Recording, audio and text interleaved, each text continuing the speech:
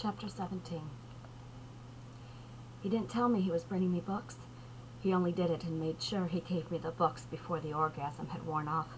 Literally, while I was still high on euphoric dumps of dopamine and serotonin, he enforced the state of euphoria with giving me the one thing I wanted more than anything in the world: books.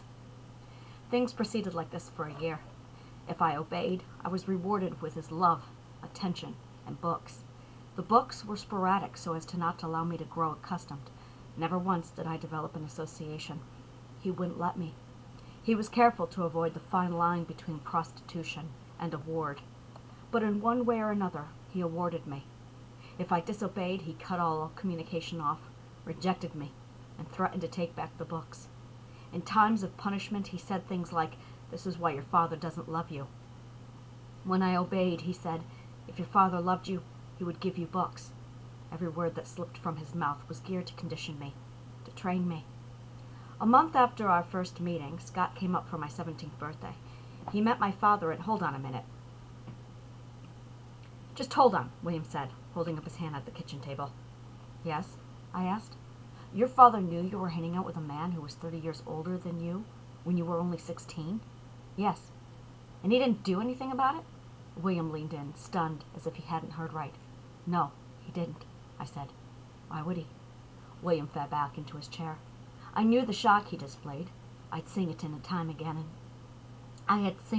again. "Should he have?" I asked, feigning naivety. William dropped his hand to the table in disbelief. "Well, yes! Jeez! I have a daughter and I'm pissed. I'm pissed for him. And this doesn't bother you?" I shrugged, milking the indifference. "I see no reason why it should," I said. "It should!" William said. "He's your father. He had a frickin' predator in his house and he did nothing?" "And what could he do?" I asked. "Kill him! Kick his ass! Call the cops! Something!" "We've already established that I'm worth nothing." "That's bullshit," William said. I raised a brow at his language. He didn't strike me as the type. "You can't believe this now? You know it's wrong and you're okay with it? How can you sit there and be complacent about this?" "Does my complacency bother you?" I asked. "Yes," he said, "it does. I don't understand it at all." "And you won't," I said, leaning in, "any more than I can understand why you would get so upset now." William stared, unsure of what to say. I could see that clearly enough. "The only reason why you feel rage and animosity about this is because of the love you were taught as a child," I said.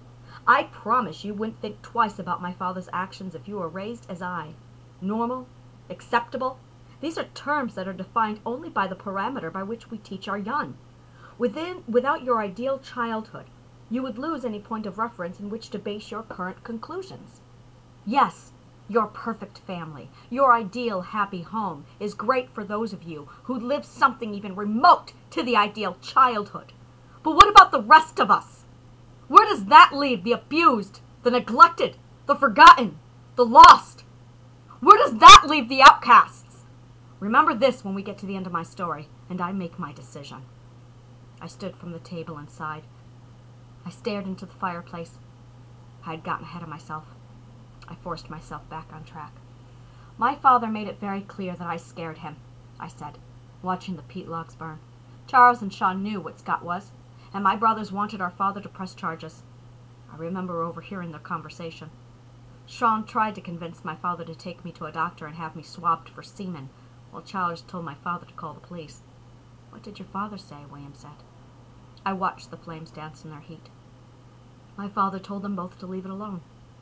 William was silent. I stayed where I stood by the fire. "I felt invaded," I said. "Sean hated me. He made it very clear what I was for. For him to suddenly care? For anyone to suddenly care? Sean didn't spend a day in his life where he gave two shits about me. I couldn't figure out for the life of me why he would start now. I chalked it up to control. I still do.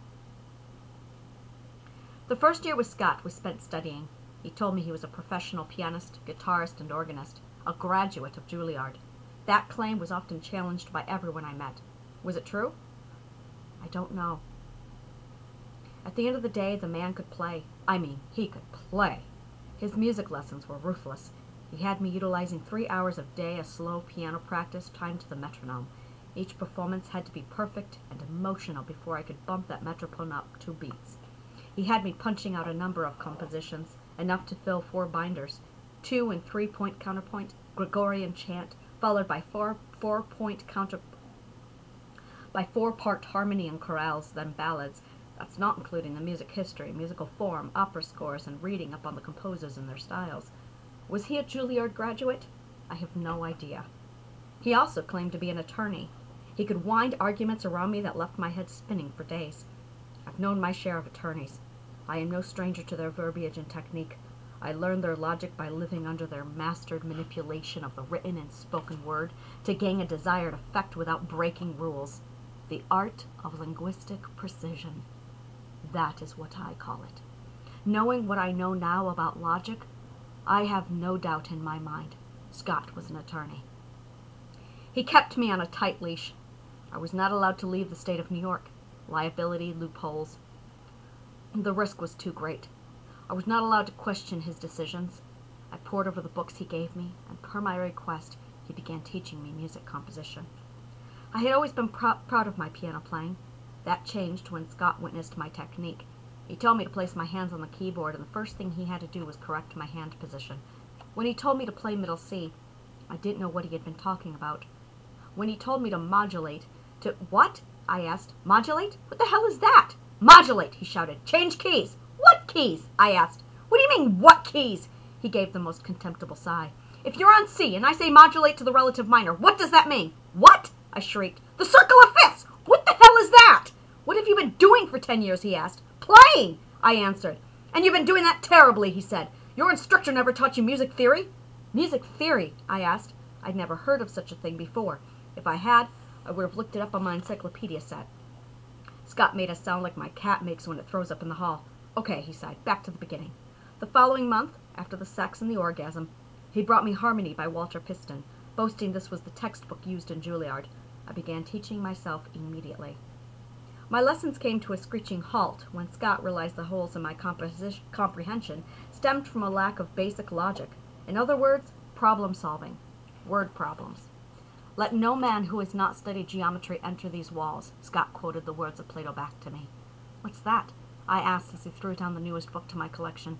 Still naked, I curled up and cradled the red composition book. Logic, geometry, algebra, he said. The building blocks to refined thinking, which should jumpstart your brain into understanding music theory. I could feel my eyes glisten with excitement as I flipped through the page of algebraic equations, proofs, and angles. Get through this, he said. Finish Sophie's World. Then you should be set to go on with music theory and composition. Some study in philosophy couldn't hurt either. Sophie's World. If ever there was a book that shaped me into what I am, it was Sophie's World. Who are we? What are we? Why are we here? Where did we come from? I am no plot spoiler. I will not tell you what happens, but the book is designed so that when you make it to the final page, the reader has begun to think logically, and you don't even realize you're doing it. It's a great book if you're new to logic and formal argument. Scott and I tackled and argued existentialism. He ripped me apart with it and left me godless. All at once I questioned my center, my existence, my purpose. I didn't know what I was, who I was. I felt myself slipping, uncertain if I was even real, and wondered if I wasn't a figment of someone else's imagination. For all we know, that is exactly what we are. Existentialism forces you to question and change your perspective. Perspective. Such a powerful concept. With existentialism, you stare down the psychedelic kaleidoscope and see how completely insignificant we truly are. Expendable, without value, worthless. Exactly what I already believed I was. Why are we here? We could die tomorrow and the universe would go on. Why live? Why breathe? Why bother? Why be? Existentialism destroyed my ideals and purpose, everything I believed I knew. God exists because I was there to think him up, and the day we are all dead to not think of him and worship him, he will be ceased to be. For a God is only as good as the people worshiping it. How do I know? I don't. I know no more than the atheist declaring there is no God or the Christian insisting there is one. It was all a matter of perspective. But I wonder. I can't help but wonder. What happened to the gods of the Incas and Aztecs when their civilizations fell? Where are the gods of the Mayans and the Cherokee? Where are the gods of the Greeks and the Romans, the Celts and the Norse? I often wonder if the Hindu gods are next, then the Christians, the Jews, and the Muslims. What if we're all wrong, and it's only a matter of time before all the people are gone, and no one is left to worship them? I see hundreds of gods standing in silence without a people, staring down at an empty earth. No one to believe, no one to pray, no one to worship. I see them vanishing one by one. Like us, they too will be forgotten. Where will the gods have gone? Will they wander the universe looking for another people to believe in them? Is there a God heaven, do you think? Is Christianity just the newest religion destined to be myth? Is it the people who give a God its power? And what are the people but expendable insects on this world? I studied existentialism and wanted to die.